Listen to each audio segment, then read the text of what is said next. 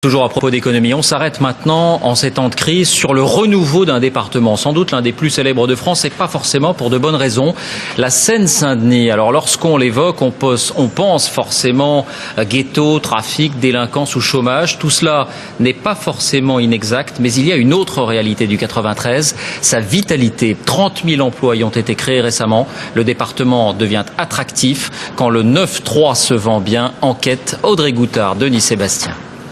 C'est magnifique. Voici un maire heureux face à sa ville transformée en un immense chantier. C'est vraiment la ville à regagner ici. Ouais. Ah oui, là c'est clair. C'était jamais aussi vivant que ça. Ah non, jamais. Pour lui, c'est un grand jour. Veolia, le leader de l'énergie, implante ici, à Aubervilliers, son futur siège social. Et déjà, l'élu se projette.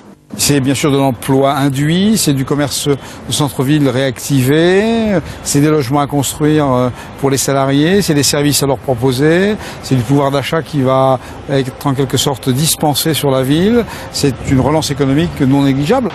Le résultat se voit déjà.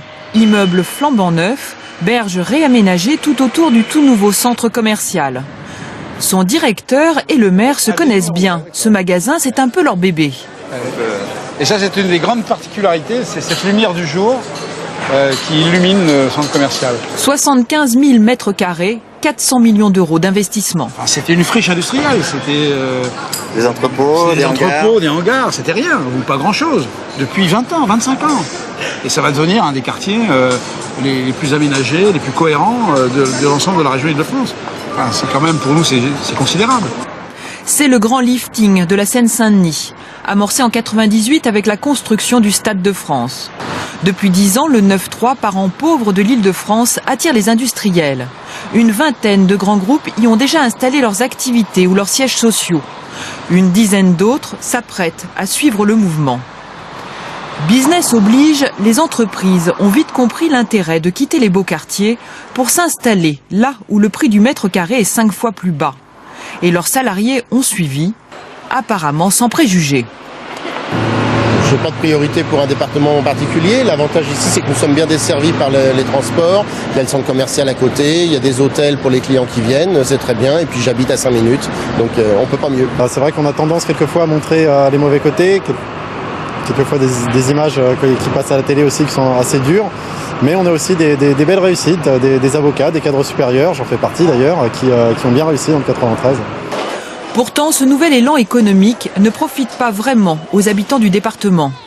Barre d'hier et d'aujourd'hui. Rien n'a changé. Le 9-3 enregistre toujours les plus forts taux de chômage et d'insécurité du pays, d'où sa mauvaise réputation. Pour tenter de changer les choses, il y a cet homme. François Dubrac est le président de l'Agence du développement du 93. Sa mission, vendre son département à l'étranger. Ce jour-là, il est à Genève, un gros salon aéronautique. On a construit 1 500 000 m² de bureaux en 10 ans. On a fait venir 30 000 nouveaux salariés. Ces 30 000 nouveaux salariés vont avoir une vie, ils vont partir, ils vont aller à la retraite, ils vont être mutés. Et notre gros boulot, c'est de convaincre les DRH qu'au moment où ils ont un poste qui se libère, il faut aller piocher dans le vivier de la Seine-Saint-Denis. Ça tombe bien, ici le 9-3 n'a pas mauvaise réputation. Au contraire. C'est un cliché. Bon, je crois qu'il faut sortir de ça. Des problèmes, il n'y en a pas qu'en Seine-Saint-Denis, il y en a partout. Donc, il ne faut pas s'arrêter à cela. Sortir des clichés et se développer toujours plus. Rien ne semble aujourd'hui pouvoir freiner les ambitions de ce département populaire, bien décidé à devenir l'égal de ses riches voisins.